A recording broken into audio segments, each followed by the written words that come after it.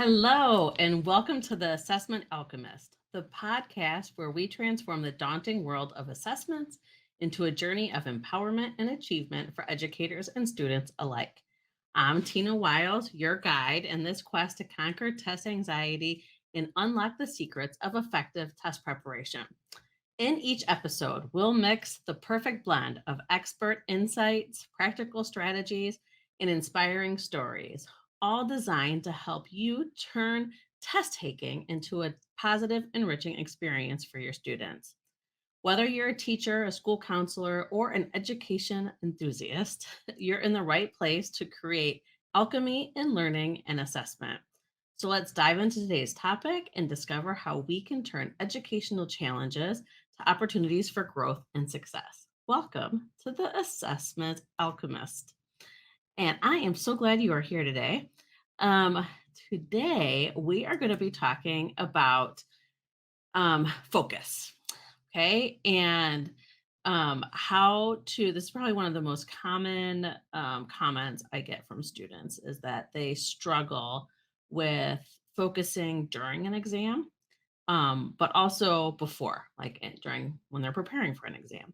So I thought I would share some tips and tricks and strategies of what to do before an exam while studying, but then also things that you could share with students to do during an exam to help with focus. Now, obviously, there are 504s and IEPs where focus is actually a or not being able to focus as a result of diagnosed issues, right? So this can help with that somewhat, but this is more specifically for people that are don't have the diagnosed issues, but just find that their mind tends to wander when they're taking assessments. So let's talk about beforehand. So beforehand, and I'm sure you've heard all these things before. One of them is encouraging like studying in the same space. One thing you might not have heard though is that in using your senses, and the more that you can engage your senses when studying, and then engaging the senses in the same way when you're taking an assessment, it helps with recall. Okay. So the sense of smell and the sense of taste both can be used in this sense. Didn't mean to say it like that. But anyway, what I mean is essential oil. So if you have essential oil going, or if there's a certain perfume or cologne that somebody wears, if you smell it or have the oil diffusing while studying, and then put the same essential oil like on a wrist so that you can smell it while you're taking the assessment, it can has been proven to help with recall. And if you think about it for a minute, it's kind of like, oh, yeah, we have that ability where the sense of smell can actually bring you back to different places in time. Like, oh, this smells like my grandmother's kitchen during the holidays. Or, oh, this smells like Disney World shops or something, right? Like, if we can associate memories with smell. The same with taste. So chewing gum or having hard candy while studying, and then chewing not the same gum, but the same flavor gum, or a hard candy when taking an assessment can also help with the ability to recall information. So those necessarily don't help with the focus aspect while studying. The biggest thing, and I think I've talked about it before on the podcast, but I'll bring it up again, because it's also in time management. But the Pomodoro technique is the best way I have found to encourage focus for short durations than with breaks, right? And so when I get into like the details with students and why they struggle with focusing during studying, it tends to be that they're trying to study for long periods of time. Or I sat down for 3 hours to try to cram for this exam. They're not going to retain the information that they're learning in those extended study periods, right? Because their brain is going to turn off at a certain point where they're reading, but it's not sticking. So, encouraging shorter in 20 to 25 minutes seems to be the magic spot, according to research, for what our attention span can hold before we start not being able to retain information. So, the Pomodoro technique, which was named after a kitchen timer that looks like a tomato, Pomodoro is tomato in Italian. And it's you work for 25 minutes with complete focus, right? So if it's you have to turn off, remove distractions, turn off your cell phone, turn off the internet if you're doing something that's not online, right? Like work so there is absolutely no distractions for 25 minutes. When the timer goes off at 25 minutes, you get a 5-minute break. Then after the 5-minute break, you come back, right? So this is the key is that after that 5 minutes, you have the ability to come back and continue on for 25 minutes again. 25-minute on in focus mode, and then 5 minutes break. After you do 4 rounds of 25, then you get a half-hour break. Okay.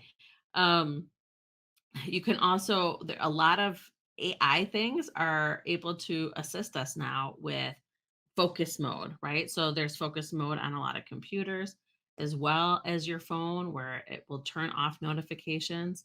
And then there are apps that you can use to help with this Pomodoro technique. So one is called Timekeeper, Focus Keeper. Focus Keeper, and it looks like this on the App Store. Um, I think that's a good one, right? I like that one a lot. For younger kids, there is one called Flora. I'm going to open it up. Flora looks like this. And what you do is it actually does the 25 minutes. But if you come off of the screen within the Flora app, it tells you that you're killing a tree. So basically, like a tree grows while you're in this focus mode. And so it gives some motivation. It actually, if you leave the app, it will come up and say that you killed the tree. Um, so that's something that you could use. Um, the some other things to help with focusing during study is making sure you're taking care of your physical and mental health. So, long periods of trying to like cram before exams is not healthy. Breaking those into shorter periods, make sure you're not sacrificing sleep. I know you would think that studying more is going to help. It's actually, you won't be able to recall information as well if you're not sleeping enough. So, and it sounds simple, but getting enough sleep, eating healthy foods, and staying hydrated, drinking that water, is actually going to directly influence your ability to concentrate and focus when taking an exam. So, those are things to do beforehand. So now what can you do during the exam that's going to help with focus? One thing is just setting your mindset up for focusing during the exam. Like kind of visualizing that you're able to calmly and confidently answer questions, that you are going through the test and you're like in the zone, so focused, and like you're like no answer after answer, and like being able to visualize that is going to help with focus.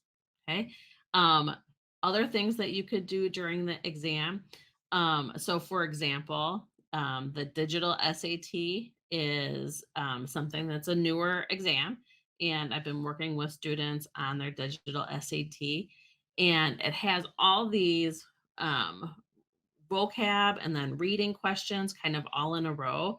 And a lot of students are losing focus partway through the reading because it is heavy, right? It's very vocab intense. It's a lot of reading. It's having to stay focused, making sure you're reading every word on the screen.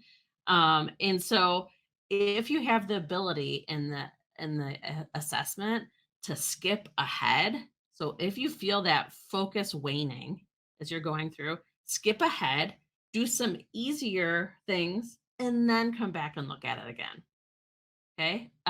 When you don't have the ability to skip, okay, and you have to stay focused, a couple things that you could do to activate the vagus nerve in your body. So, I've talked about fight or flight mode and trying to bring yourself out of fight or flight mode and like kind of calming down the anxiety is one way to do that is activating the vagus nerve.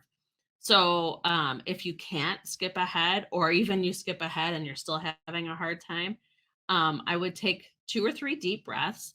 And what you can do is actually you're gonna rest the bottom part of your palm on your cheekbone, and then the top part of your palm on your eyebrow. So you're not touching your eyes, but you're covering your eyes.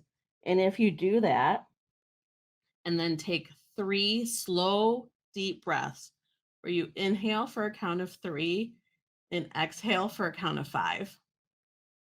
And when you're exhaling, you blow out like you're blowing out through a straw. So you would go,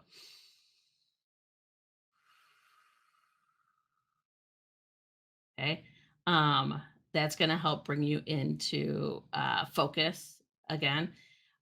Taking mini breaks is another way to focus. So as you're going through the exam, like after 2 pages in the exam, or if it's an online exam, after every few questions, you can take what I call mini break. So maybe it's stretching, okay? Maybe it's wiggling your toes. If you have to wiggle your toes, it's something that we don't typically do. You have to think about it, but the idea is to do things that you're coming out of your head, right? It kind of gives yourself a break before you have to get back into focus mode. Um, and the last thing that you could do during an exam, if you feel yourself losing focus, is just giving yourself a little pep talk. Okay, which I know sounds silly, but the "I've got this. I know I can focus. I have a few more questions." Like when you know the end is in sight, sometimes it can help with the "I just need to do what I need to do to get through this." The if you're an athlete, okay, or even for non-athletes, right? If you can do like say you're a gamer, okay, I have a couple of sons that are gamers. They have like whatever game, certain game they play. Maybe it's like they do up down, left, right, A B. Okay, you could tell I'm old school and did like Nintendo. But if that's like the code, or if you're an athlete and a baseball player, think through what you do before you step in the box to bat. A volleyball player, before you serve, you spin the ball and then dribble it once and then you serve. Or a basketball player, before you shoot a foul shot, I dribble 3 times, I spin it, I dribble once, and then I shoot. Like whatever your like focus mode is when you're doing something that you like, you can repeat those actions when you're in a situation like taking an assessment, right? And just it's like almost like muscle memory. If you can visually like actually like and you can move your hands, but visually see yourself like, okay, I bounce the ball 3 times, I spin it once, I bounce it, I shoot. All right. And now I'm back to focusing on the exam, right? So anything you can do, like I mentioned, involving your senses, trying to visualize is going to help you engage as you're going through the exam. So I hope these couple ideas that I went through for pre-exam and during the exam can help with being able to focus. Um, there will be some additional resources on the website, and I've put together a new thing. a checklist for schools to see if there's hidden areas within the school that might be losing money, all due to test anxiety. So if you want to get some information on that, go to from anxiety to assets.com, put in your email address, and you'll have immediate access to the checklist. So I hope you have a wonderful day. Thank you for joining this week, and we'll see you next week.